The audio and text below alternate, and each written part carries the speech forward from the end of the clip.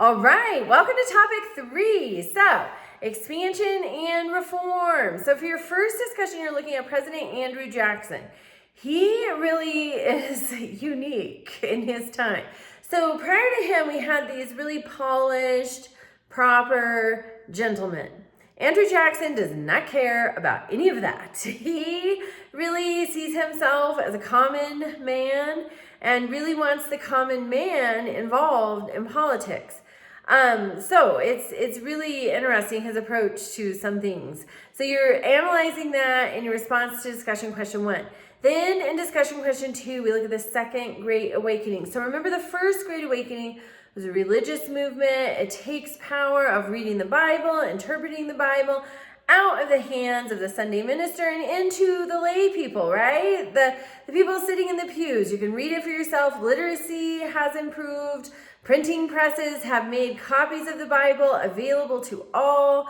And so people can read the Bible, learn what it says. It is thought that that first Great Awakening led to religious independence, which translated to political independence. I always liken it to the mind, body, spirit connection. If you improve in one area, you're going to improve in all areas.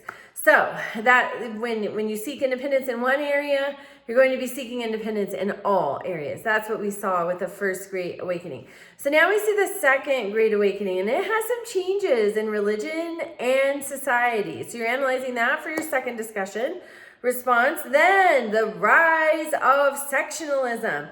So there's a list of events in the assignment. You'll pick 5 of those events.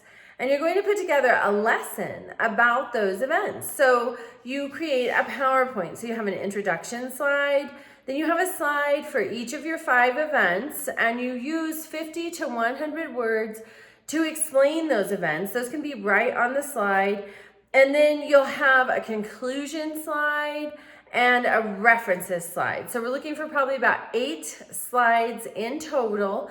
And you want to make sure you have at least 3 scholarly sources. That's really important because you don't ever want just one source. Even think of your personal life. You don't want just one person's perspective driving the narrative that you believe, right? There's always so much more to every single story. And so it's really important that you consult those 3 sources. Just like when something happens in your personal life, you need more than one person's chain of events or perspective of events to really have an accurate picture of the people involved and the circumstances. So make sure you're using those sources to get a really rich and enhanced perception of each event. Then also remember participation all week long. Reach out with questions and have a great week.